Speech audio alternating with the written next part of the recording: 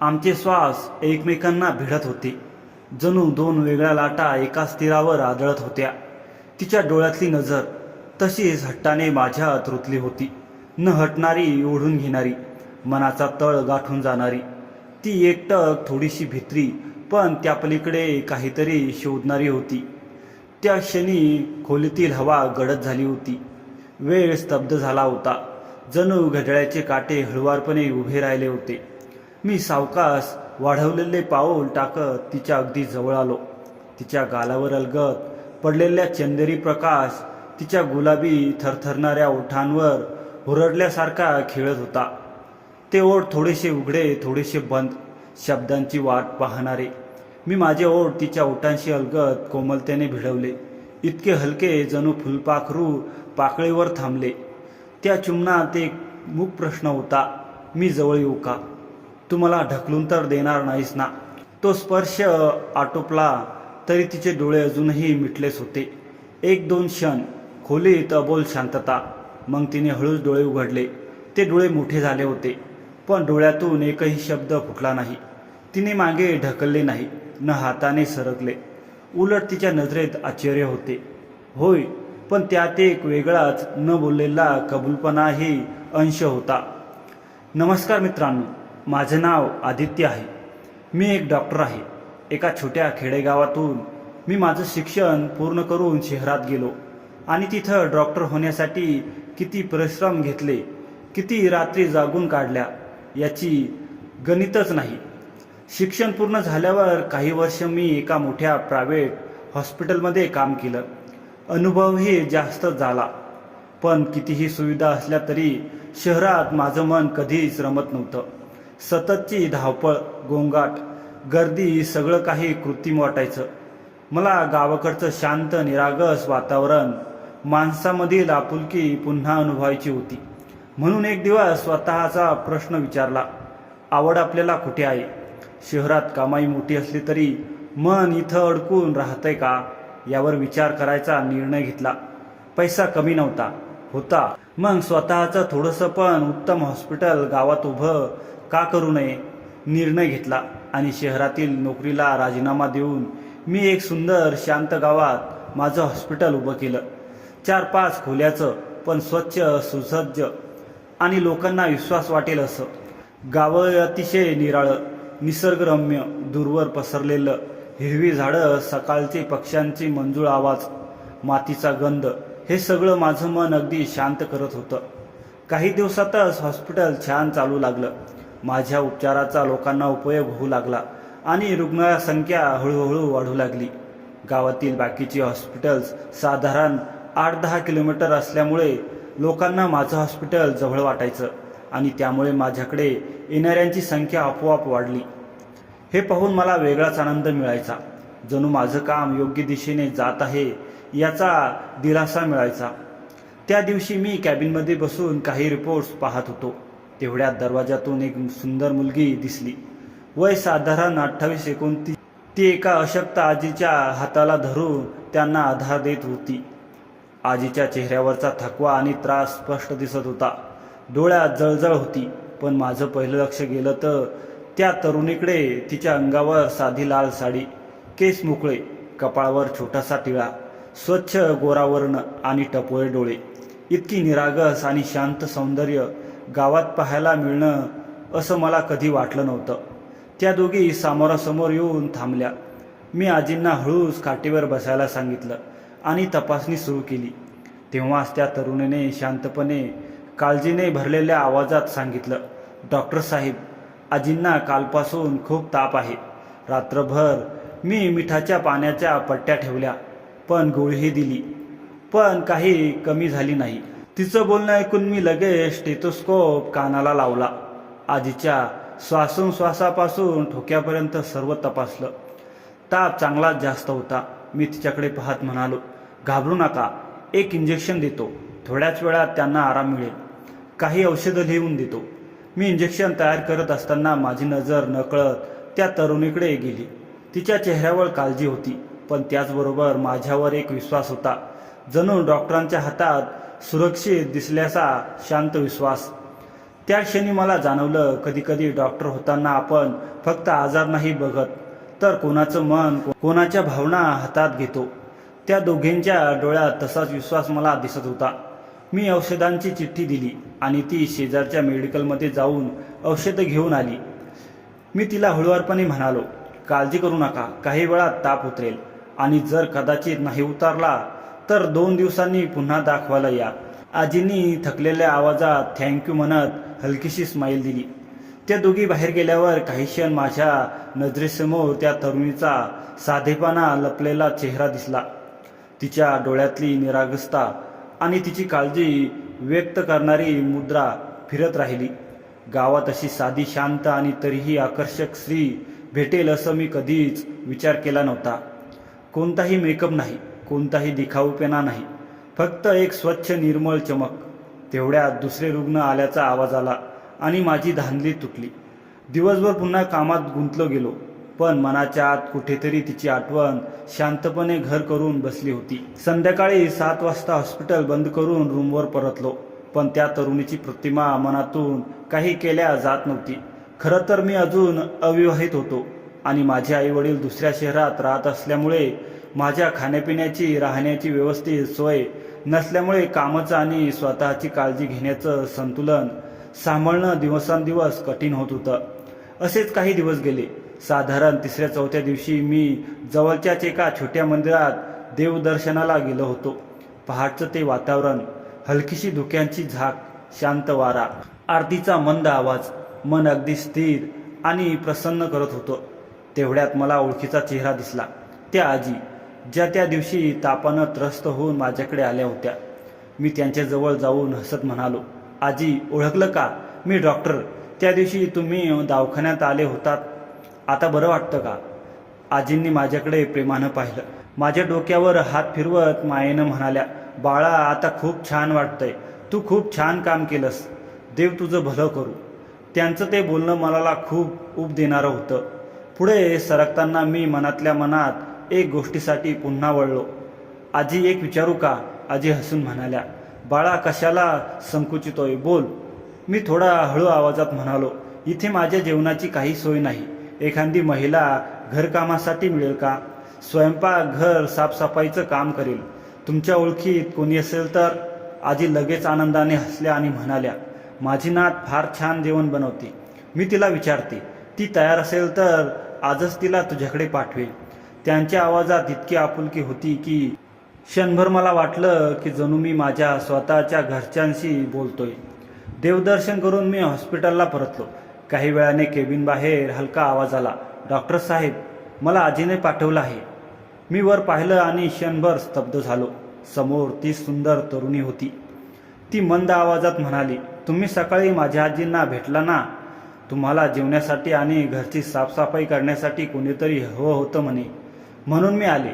तिचं ते बोलणं ऐकून माझ्या चेहऱ्यावर आपसुकच एक हलकं हसू उमटलं. मी तिच्याकडे काही क्षण पाहतच राहिलो. तिच्या आवाजातली साधी सरळ प्रामाणिकता मनात उतरत होती. शेवटी मी शांतपणे म्हणालो, हो, हवं आहे. तुम्ही याल का? ती कोणताही वेळ न दाखवता सरळ म्हणाली, हो, म्हणूनच तर आली आहे.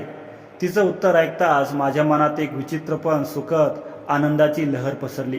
जणू माझ्या एकटेपणाच्या दिवसांना कोणीतरी हळूवार आधार दिला होता. मी पुढे विचारलं, तुझं नाव काय? ती नजरेत हलक्या संकोचासह म्हणाली, माझं नाव प्रिया. ते नाव ऐकून मनात एक मधुर धून उमटल्यासारखं वाटलं. प्रिया, अगदी तिच्यासारखं शांत, सुंदर आणि साधं. ती थोडीशी लाज, तिच्या गालावर उठलेली खळी क्षणभर माझ्या नजरेसमोर कोरली गेल्यासारखी भासली. मी देखील एक ओळख देत म्हणालो, मी डॉक्टर आदित्य. ती हलकसं हसत मान हलवली आणि त्या हसण्यात एक न बोललेली नम्रता होती. मग मी तिला सांगितलं, तुम्ही संध्याकाळपासून कामाला येऊ शकता. मी संध्याकाळी 6 वाजता हॉस्पिटल बंद करतो. तुम्ही 6:30 पर्यंत या. स्वयंपाक शिजून जाल तरी चालेल आणि सकाळी थोडं लवकर या. तिने शब्द न दडवता मान हलवली. पैसे किती? असं मी हलक्या आवाजात विचारलं, कारण मला तिच्या कामाचा योग्य मोबदला द्यायचा होता. ती थोडीशी संकोचली आणि म्हणाली, 6,000 रुपये होतील का? तिच्या आवाजात अपेक्षा कमी आणि संकोच जास्त होता. मी लगेच होकार दिला. मला माहीत होतं की तिचं काम त्या पैशांपेक्षा खूप मौल्यवान आहे. ती थोड्यात गोड हसली आणि निघून गेली. तिचं शांत आत्मविश्वासपूर्ण पाठमोरं रूपही तितकंच सुंदर वाटत होतं. हळूहळू दिवस संपू लागला. मग तर आता संध्याकाळ होण्याची आतुरता लागली होती. घड्याळात कधी 6 वाजते याचीच मी वाट पाहत होतो. कारण 6 वाजता दारात शांतपणे उभ्या असलेल्या प्रियाचा चेहरा पाहायचा होता. त्या दिवशी बरोबर 6 वाजता संध्याकाळी मी हॉस्पिटल बंद करून बाहेर आलो तर ती तिथेच उभी होती. हातात छोटी पिशवी, चेहऱ्यावर लाजरी सभ्यता आणि डोळ्यात एखाद्या कर्तव्यनिष्ठ व्यक्तींची शांत तयारी. आम्ही दोघं माझ्या रूमकडे निघालो. मी दरवाजा उघडला आणि ती आत आली. काही क्षण तिने घराभोवती नजर फिरवली. तिच्या डोळ्यात त्या जागेकडे पाहताना एक निरागस कौतुक जाणवत होतं. ती म्हणाली, तुमचं घर फार छान आहे. तिच्या त्या साध्या कौतुकावर मी हलकंसं हसलो आणि तिला किचनमध्ये घेऊन गेलो. मी सर्व वस्तू, भांडी, साहित्य एक एक करून दाखवलं. काहीच वेळात ती कामाला लागली. मी फ्रेश होण्यासाठी बाथरूममध्ये गेलो आणि बाहेर आलो तेव्हा किचनच्या दरवाजातून तिचा शांत चेहरा दिसला. ती अतिशय एकाग्रतेने स्वयंपाक करत होती. तिच्या हाताची हालचाल नाचक्कपणे प्रशिक्षित वाटत होती. मी तिथे काही क्षण उभा राहिलो. तिनं वर पाहिलं आणि मला पाहून थोडीशी लाजली, पण तिच्या हातांचा ताल थांबला नाही. जणू तिच्याकडे कामापेक्षा भावनांना प्राधान्य देण्याची वेळ नव्हती. साधारण अर्ध्या तासानं तिने स्वयंपाक बनवला. टेबलावर सगळं स्वच्छ आणि नीट लावून झाल्यावर ती म्हणाली, डॉक्टर साहेब, मी आता निघते. मी हळूच म्हणालो, मला डॉक्टर साहेब म्हणू नका, आदित्य म्हणा, तेच बरं. ती काही क्षण शांत राहिली. मग हलकंसं हसून म्हणाली, मी तसं नाही म्हणू शकत. तुम्ही माझ्यासाठी डॉक्टरच आहात. त्या वाक्यात आदरही होता आणि अंतरही. त्यानंतर तिने मला एक गोड स्मित दिलं आणि बाहेर निघून गेली. ती गेल्यावर काही क्षण मी शांत उभा राहिलो. खोली तिच्या ताज्या सुगंधासारखी एक ऊब राहून गेली होती. मग मी टेबलाजवळ जाऊन तिच्या हाताचं गरमागरम जेवण खायला सुरुवात केली. कित्येक दिवसांनी असं घरच्यासारखं मायेनं मनाला शांत देणारं जेवण खात असल्यासारखं वाटत होतं. आणि त्या जेवणाच्या पहिल्याच घासात मला जाणवलं, प्रिया फक्त माझं पोट भरत नव्हती, ती माझ्यासाठी प्रेम ओतून ते जेवण बनवत होती. त्या चवीत एक वेगळीच उबदारपणा होता. जणू अनेक दिवसांनी घरच्यासारखं काहीतरी मिळालं होतं आणि त्यानं मन भरून आलं. संध्याकाळ हळूहळू गडद होत गेली. दिवसभर हॉस्पिटलमध्ये रुग्ण बघून अंग थकून गेलं. म्हणून मी माझ्या बेडवर पडताच माझं शरीर आरामात बुडाल्यासारखं वाटलं. पण डोळे मिटल्याबरोबर मन शांत होण्याऐवजी एकच चेहरा समोर राहिला, प्रियाचा तेजस्वी निरागस लाजरा चेहरा. तिचं हलकं हसू, तिचा नम्र आवाज, तिचे डोळ्यातून बोलणं, हे सगळं रात्रभर माझ्या भोवती फिरत राहिलं आणि त्या आठवणीत कधी झोप लागली ते कळालंच नाही. सकाळी अचानक दाराची बेल वाजली आणि मी गाढ झोपेतून दचकन उठलो. डोळे चोळत दरवाजाकडे गेलो आणि दार उघडलं तर समोर वेगळ्याच रंगाची साडीत अधिकच सुंदर दिसणारी प्रिया उभी होती. तिच्या चेहऱ्यावर सकाळचा उजेड, लाजरी शांतता दोन्ही चमकत होती. आम्ही दोघांनी हलकंसं हसत एकमेकांना पाहिलं आणि मी तिला आत बोलवलं. ती नेहमीसारखीच घराभोवती पाहून कुठलाही वेळ न लावता भराभर साफसफाई करू लागली आणि मग शांतपणे किचनमध्ये जाऊन स्वयंपाकाला लागली. मी माझं आवरून आंघोळ वगैरे करून बाहेर आलो तेव्हा तिने टेबलावर नाश्त्याची प्लेट नीट ठेवली होती आणि मृदू आवाजात म्हणाली, डॉक्टर साहेब, नाश्ता तयार आहे. मी बसलो, पण मनातून एकट्याने खाण्याची इच्छा नव्हती. दिवसांदिवस तिची सवय लागत चालली होती आणि मला तिची परिस्थिती शांत वाटू लागली होती. म्हणून मी हळूच म्हणालो, प्रिया, तू ही प्लेट घेऊन ये ना, आपण दोघे एकत्र नाश्ता करूया. ती संकोचत म्हणाली, नको, मी घरी जाऊन करते. पण तिच्या आवाजातला तो नाजूक संकोच मला स्पष्ट जाणवला. म्हणून मी हसत म्हणालो, अगं, हा फक्त नाश्ता आहे, ये बस. शेवटी माझ्या आग्रहाला मान देऊन ती एक प्लेट घेऊन हळूच माझ्यासमोर बसली. आम्ही दोघे एकमेकांसमोर बसून नाश्ता करत होतो. त्या क्षणी घरातील शांतता, तिच्या उपस्थितीतील ऊब आणि सकाळचा निरागस प्रकाश, हे सगळं जणू एखाद्या सुंदर प्रसंगासारखं वाटत होतं. तिच्या हाताने बनवलेल्या पोह्यांची चव अप्रतिम होती. मी हसत म्हणालो, तुझ्या हाताची चव खूप छान आहे प्रिया, कितीही दिवसांनी असा नाश्ता करतोय. ती अजून मंद आवाजात थँक्यू म्हणाली. तेव्हा तिच्या डोळ्यातील सूक्ष्म अभिमान आणि समाधान खूप सुंदर दिसत होतं. नाश्ता झाल्यानंतर ती किचनमध्ये जाऊन सगळं स्वच्छ धुवू लागली आणि पुन्हा दुपारच्या जेवणाची तयारी करू लागली. तोपर्यंत मी घरातील बाकी कामं आवरत बसलो. काही वेळा तिने दुपारचं जेवणही बनवून ठेवून दिलं आणि मग आम्ही दोघं शांतपणे हॉस्पिटलकडे चालू लागलो. हॉस्पिटल जवळच पोहोचल्यावर ती माझ्याकडे प्रेमानं पाहत एक छोटीशी निरागस स्माईल देऊन घरी निघून गेली. हळूहळू हे सगळं आमचं रोजचं रुटीन बनलं गेलं. सकाळी तिचं शांतपणे घरात येणं, स्वच्छता करणं, माझ्यासाठी प्रेमानं जेवण बनवणं आणि संध्याकाळी परत येऊन रात्रीचा स्वयंपाक करणं. मी कामात गुंतलो असताना मन मात्र सतत तिच्या त्या कोमल आवाजात, लाजऱ्या स्मितात आणि साध्या शांत चेहऱ्यात हरवत असे. दिवस मागे दिवस जात होते आणि मी तिला माझ्या आयुष्यात जणू मोकळेपणाने एक स्थान निर्माण करत होतो. एका दुपारची वेळ होती. मी हॉस्पिटलमधून थोडा लवकर घरी आलो होतो. मी पाणी पित असताना माझ्या हातून ग्लास पडून फडशीवर पाणी सांडलं होतं आणि ते पाणी पुसायला मी विसरून गेलो होतो. प्रिया नेहमीसारखी दरवाजातून आत येत होती. हॉलमध्ये येताच तिचा पाय त्या सांडलेल्या पाण्यावर पडला आणि माझ्या लक्षात आलं. मी तिला काहीतरी सांगणार होतो तेवढ्यात तिचा पाय घसरला आणि ती जोरात मागे कोसळणार इतक्यात मी धावत जाऊन तिला माझ्या हाताने पकडलं. एका क्षणात ती माझ्या भुजपाशात येऊन थांबली.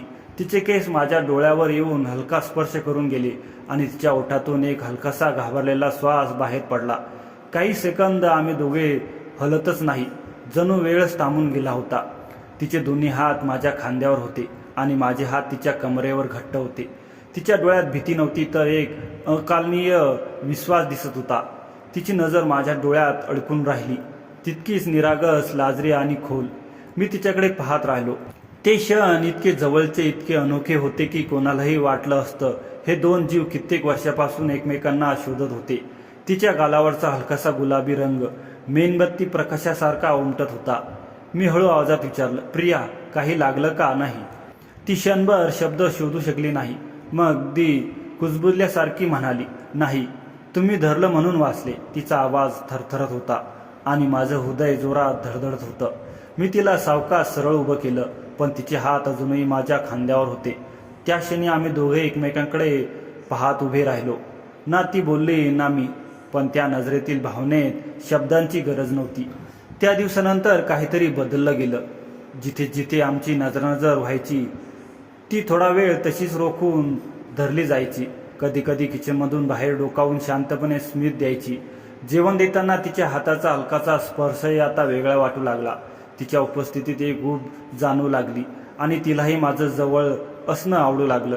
त्या दिवसाचं तिचं घसरणं आणि माझ्या हातात तिचं हलकंसं थरथरणं हे सगळं आम्हा दोघांच्या मनात खोलवर कोरलं गेलं होतं. आम्ही दोघं काही बोलत नसलो तरी मन एकमेकांना सतत काहीतरी सांगत होतं. ती मला पाणी देण्यासाठी जवळ येतच तिच्या साडीचा गंध माझ्या श्वासात मुरायचा आणि माझा श्वास थोडा अडखळायचा आणि मी तिला काही न सांगता तिची पापणही थोडी थरथरायची. आम्ही अजून प्रेम कबूल केलं नव्हतं, पण त्या दिवसानंतर आमच्या प्रत्येक हालचालीत, प्रत्येक नजरभेटीत एक मूक प्रेम फुलायला लागलं होतं. अशातच एका दिवशी मंगळवारी माझी आठवड्याची सुट्टी होती. मी विचार केला होता आज थोडा उशिरा उठावं, पण सकाळी 6:30 वाजता दाराची बेल पुन्हा वाजली. मी अर्धवट झोपेत असताना दरवाजा उघडला आणि समोर नेहमीपेक्षा अधिक सुंदर तयार झालेली प्रिया उभी होती. तिच्या डोळ्यातील तेज, चेहऱ्यावरची शांतता आणि डोळ्यातील हलकं हसू पाहून क्षणभर झोप उडून गेली. जवळजवळ महिना झाला होता ती माझ्याकडे कामाला येत होती आणि त्या काळातच तिच्या माझ्यावरचं अवलंबित्व आणि माझं तिच्याकडे आणि तिचं माझ्याकडे नकळत वाढलं चाललेलं आकर्षण दोघांना हे जाणवत होतं. पण आम्ही दोघेही ते कुठे स्पष्ट मान्य करत नव्हतो. ती घरात आली आणि नेहमीप्रमाणे झाडलोट स्वच्छता करत किचनमध्ये जाऊन स्वयंपाकाला लागली. ती कामात इतकी रमते की घरात एक वेगळी शांतता पसरते. कधीकधी त्या शांततेत माझ्या मनातील रिकामेपणाही भरून निघत असे. जेवण तयार झाल्यावर मी बेडरूममध्ये जाऊन ड्रॉवरमधून पैसे काढले, एक छोटं पाकिट धरलं आणि तिला आवाज दिला. प्रिया हळूच माझ्या बेडरूममध्ये आली आणि मृदू आवाजात विचारलं, काय झालं डॉक्टर साहेब? मी तिच्या समोर उभा राहिलो, पांढऱ्या पाकिटमध्ये पैसे तिच्या हातात ठेवले आणि म्हणालो, हे घे तुझा पहिला पगार. त्या क्षणी तिचा हात माझ्या हातात हलकासा स्पर्शून गेला. त्या स्पर्शात एक निरागस कातरता होती. तीही थांबली, मीही थांबलो आमचे दोघांचेही डोळे एकमेकात अशा शांततेने गुंतले की त्या क्षणाचा आवाजही हरवून गेला. तिच्या डोळ्यात अचानक पाणी जमायला लागलं, इतकं की ती काही क्षण शब्दही बोलू शकली नाही. मी आश्चर्याने विचारलं, काय झालं प्रिया, का रडतेस? पण ती उत्तर देऊ शकली नाही. फक्त हलकसं हसण्याचा प्रयत्न करत स्वतःला सावरत ती सरळ किचनमध्ये परत गेली. काही वेळानं ती एका प्लेटमध्ये गरमागरम नाश्ता बनवून ठेवून म्हणाली, हा नाश्ता घ्या. आणि थोड्या संकोचाने स्वतःसाठी एक प्लेट घेऊन माझ्यासमोर बसली.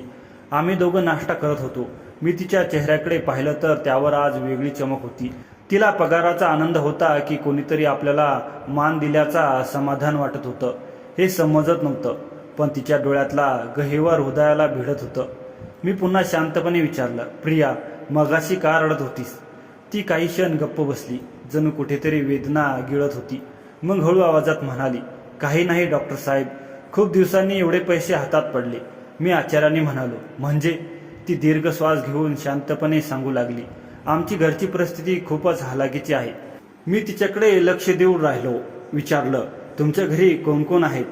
ती हळुवार आवाजात म्हणाली, मी आणि माझी आजी. माझे आई बाबा मी लहान असतानाच गेले. आजीने मला स्वतःच्या मुलीसारखं वाढवलं.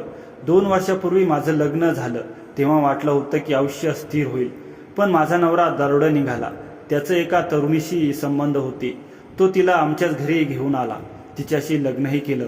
त्यानंतर माझ्या वाट्याला उरलं ते फक्त शिव्या, अपमान, तिरस्कार आणि मारझोड. ती बोलत होती आणि तिच्या प्रत्येक शब्दामागे वर्षानुवर्ष दडलेल्या जखमा ऐकू येत होत्या. ती पुढे म्हणाली, माझी सवत म्हणजे त्याची दुसरी बायको. ती मला रोज नव्या नव्या प्रकारे हिणवत असे. तरीही मी घर वाचवण्याचा प्रयत्न केला. त्यांच्या सवयीही सहन केल्या, पण दोघेही मला माणूस म्हणूनही वागवत नसे. घरातलं प्रत्येक काम, स्वयंपाक, भांडी, धुणी सगळं माझ्याकडून जबरदस्तीने करून घेत होते. एका दिवशी मला कळलं तिथे माझ्यासाठी कणभरही जागा उरली नाही. म्हणून मी दोघांना त्यांचं सुख राहू दे म्हणून शांतपणे सोडून दिलं आणि माझ्या आजीकडे परत आले. मी आणि आजी आम्ही दोघेच राहतो. आमच्याकडे शेती नाही, त्यामुळे मी दुसऱ्यांच्या घरी स्वयंपाकाचं काम करून पोट भरते. म्हणूनच आज हा पगार मिळाला तेव्हा, असं म्हणताना तिचा आवाज थरथरला आणि शेवटचं वाक्य अधूस थांबलं. तिच्या डोळ्यातील शांत वेदना माझ्या मनात काळजासारखी टोचली. तिची ही कहाणी ऐकताना मला मनातून अस्वस्थ वाटलं आणि मी काळजीने म्हणालो, प्रिया, खरंच तुझं मन खूप चांगलं आहे. तुझ्याकडे पाहिलं की अजिबात वाटत नाही की तू एवढं सगळं सहन केलं आहेस. तू अजूनही तरुण आहेस, सुंदर आहेस आणि तुझ्यात इतकी शालीनता आहे की कोणालाही तुझ्यात मनापासून आपुलकी वाटेल. तू पुन्हा लग्न करू शकतेस. हे ऐकून ती घाबरल्यासारखी पटकन म्हणाली, डॉक्टर साहेब, माझ्याशी कोण लग्न करेल? पहिलं लग्न झालेलं, घरचे कोण स्वीकारेल मला? तिच्या आवाजातही निराशा माझ्या मनाला भिडली. मी तिच्या डोळ्यात डोळे घालत म्हणालो, कोणीतरी नक्की करेल, कारण तुझ्यासारखी मनापासून काम करणारी जिव्हाळ्याची माणसं फार मौल्यवान असतात. ती हळूच म्हणाली, पण लोकांना रूप, पैसा, घर, हुंडा हे जास्त महत्त्वाचं वाटतं आणि माझ्याकडे तर काहीच नाही. तिच्या शब्दातली हताशा मला जखमीसारखी जाणवली. म्हणून मी हळुवारपणे ठाम स्वरात म्हणालो, प्रिया, जीवनात काही कायमचं वाईट राहत नाही. वेळ बदलतो आणि चांगलंही येतं. काळाची करू नकोस. तेवढ्यात ती अचानक माझ्याकडे पाहत म्हणाली, डॉक्टर साहेब, राहू द्या. तुमचंही आता लग्नाचं वय झालं आहे. तुम्ही मुलगी पाहायला हवी. तिचं बोलणं ऐकून मी हलकसं हसलो आणि म्हणालो, हो, विचार करतोय. ती कसलं तरी गंभीरता चेहऱ्यात आणत म्हणाली, तुम्हाला कशी मुलगी हवी आहे? माझ्या ओळखीत कोणी असेल तर बघते. मी तिच्याकडे पाहून एक हसून दिलं आणि म्हणालो, तुझ्यासारखी सुंदर, गोड आणि चांगल्या स्वभावाची. हे ऐकून ती इतकी लाल झाली की जणू साऱ्या खोलीत उबदार प्रकाश पसरला. तिने मान खाली घातली, गालावर खळी उमटली आणि त्या क्षणी माझं मन क्षणभर थबकलंच. इतक्यात नाश्ता संपला. तिने प्लेट्स उचलल्या, किचनमध्ये जाऊन नीट धुवून ठेवल्या. काही वेळात ती गरमागरम चहा घेऊन आली आणि माझ्यासमोर ठेवला. मी टेबलावर बसलो होतो. तिने कप ठेवला आणि वळताना चुकून तिचा हात कपाला लागला. माझा हात टेबलावर असल्यामुळे गरम चहा थेट माझ्या हातावर सांडला आणि मला भलता चटका बसला. मी अनियंत्रितपणे आहा असा आवाज काढला. ती इतकी घाबरली की क्षणात माझ्याजवळ धावत आली. माझा हात आपल्या दोन्ही हातात घेतला आणि तिच्या त्या कोमल गुलाबी ओठांतून एकदम हलका थंड फुकारा मारायला लागली.